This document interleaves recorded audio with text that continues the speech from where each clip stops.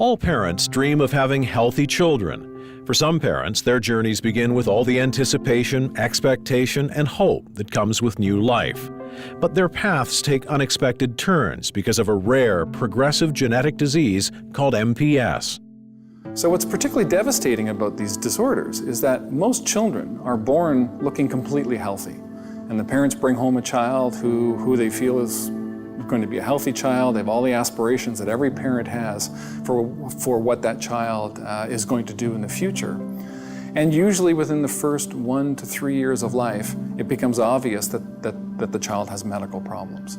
And it's related to the fact that in the child's organs and in all the child's cells, they're beginning to store this mucopolysaccharide, which can't be degraded. So the body can make this mucopolysaccharide, or these glycosaminoglycans, but can't break them down. Kirsten and I are very healthy, athletic type adults. We didn't realize that we have a gene that's, I guess, recessive in each of us. We come from 2 different countries. I'm from the United States and Kirsten's from Canada. And we met and we wanted to start our family, and we didn't realize that this would affect us. And obviously we didn't even realize it until he was 5 years old. And I remember the comment that Nicholas said to me, because he was an avid hockey player, because at that time I was playing professionally, and I was taking him to hockey practice, and he asked me why his fingertips were curled at the ends. And I guess in my hockey mind and as a father, I just said, well, maybe God meant you to be a hockey player because hockey gloves are actually curled. And so that was my answer, not realizing what he had at that time because the diagnosis hadn't come in. As a result of the buildup of mucopolysaccharides, symptoms begin to appear, and parents realize that something is not quite right.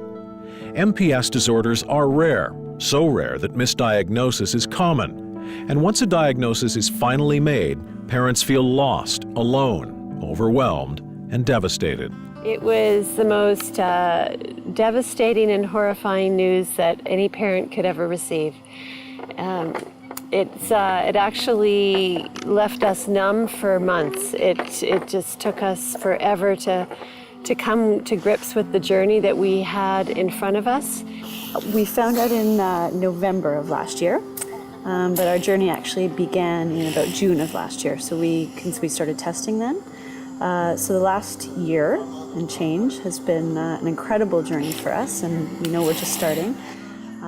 But the initial reaction was one of horror, sadness, despair. Well, it's a pretty life-changing event to find out that your child has a disease that could kill her. At the MPS Society, our vision is a future where there are treatments and even cures available for all types of MPS and related lysosomal storage disorders. But along the way to that, we need to continue to support the families for whom there are no treatments available. The innovative approach to research for MPS delivers a broad benefit to medicine and healthcare in this country.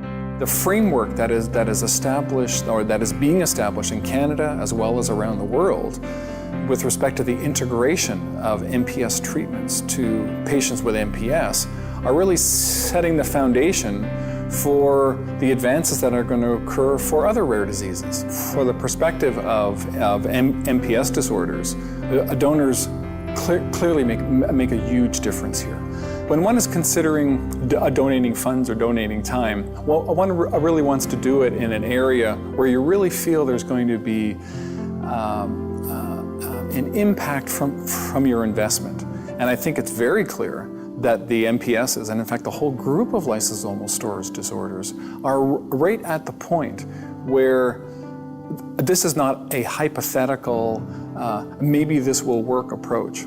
The proof of concept for the treatment of MPS disorders is there. And what is needed now are very small amounts of seed money. And for some of the disorders, we now have treatments that have drastically impacted the disorders. We haven't cured them, but we've drastically impacted them. But the amount of knowledge that we now are gaining, even on an annual basis with these disorders, is truly outstanding.